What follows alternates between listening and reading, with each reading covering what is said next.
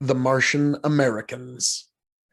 For several hundred years, Mars remained as a backwater, prospering but still dim compared to the splendor of Earth, which was glowing brighter than ever before. Thanks to the relocation of environmentally demanding industries to Mars, Earth could usurp everything without having to damage its tired biosphere. This was the terrestrial heyday, the climax of economic, cultural, and social development on old Earth. This, however, was not to last. Like the gradual separation of America from her colonial mother, the governments of Mars adopted a new Martian identity. They became the Martian Americans. The difference between Earth and Mars was not only political. A few generations in the lighter gravity gave the new Americans a spindly, lithe frame that would look surreal in their old home. This, combined with a certain amount of genetic engineering, took the Martians' separation to a new level. For a while, the silent schism between the two planets was mutually accepted, and the balance of power hung in an edgy equilibrium. But the Terra-Martian standoff could not last forever. With limitless resources and an energetic population, Mars was bound to take the lead. Civil War. The Martian turnover was expected to occur in two ways, either through long-term economical gain or by a much shorter but painful armed conflict. For almost 200 years, the former method seemed to take effect, but this gradual stretch eventually did break in a most destructive way. Almost since its establishment, Martian culture was suffused with an explicit theme of rebellion against Earth. Song, motion pictures, and daily publication repeated these notions again and again until they became internalized.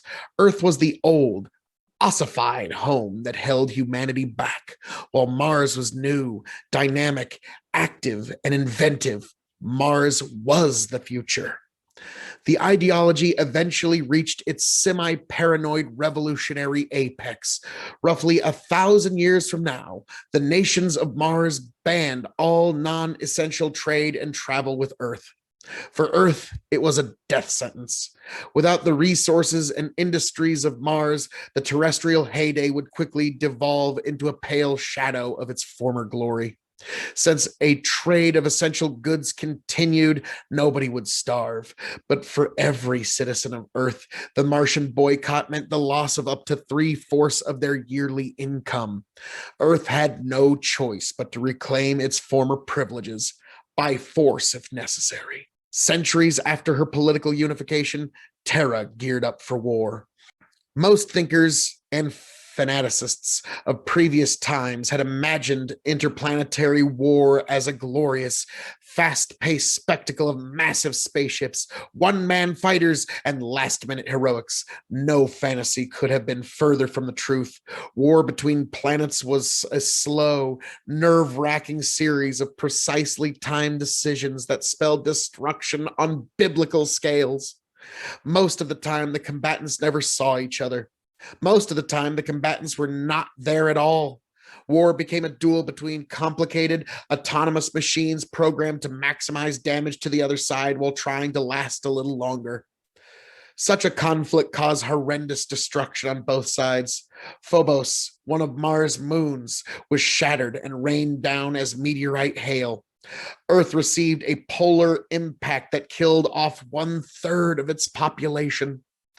Barely escaping extinction, the peoples of Earth and Mars made peace and reforged a united solar system. It had cost them more than 8 billion souls. Star people.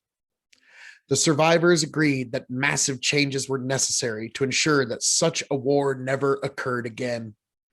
These reforms were so comprehensive that they entailed not political, economical, but biological changes as well. One of the greatest differences between the people of the two planets was that over time, they had almost become different species. It was believed that the solar system could never completely unify until this discrepancy was overcome. The answer was a new human subspecies, equally and better adapted not only to Earth and Mars, but to the conditions of most newly terraformed environments as well. Furthermore, these beings were envisioned with larger brains and heightened talents, making them greater than the sum of their predecessors. Normally, it would be hard to convince any population to make a choice between mandatory sterilization and parenting a newfangled race of superior beings. However, memories of the war were still painfully fresh, and it was easier to implement these radical procedures in the wake of such slaughter. Any resistance to the birth of the new species did not extend beyond meager complaints and trivial strikes. In only a few generations, the new race began to prove its worth. Organized as a single state and aided by the technological development of the war, they rapidly terraformed and colonized Venus, the asteroids, and the moons of Jupiter and Saturn. Soon, however, even the domain of soul grew too small. The new people who inherited it wanted to go further, to new worlds under distant stars. They were to become the star people. Colonization and the mechanical Oedipi. Even for the star people, interplanetary travel was a momentous task. Early minds had boggled over the problem, and fantasies such as faster than light travel and hyperspace emerged as the only solutions. Simply put, it was impossible to take a large number of people with enough supplies to even the closest star to make colonization feasible. The existing technologies could only slug among a mere percentage of light speeds, making the journey an epoch-spanning affair. Enormous generations ships were conceived and even built, but these succumbed to technical difficulties or onboard anarchy after a few cycles. The solution was to first go there and make the colonists later. To this end, fast and small automated ships were sent forth to the stars. On board were semi-sentient machines programmed to replicate and terraform the destination and construct its inhabitants from the genetic materials stored on board. A bizarre problem plagued such attempts.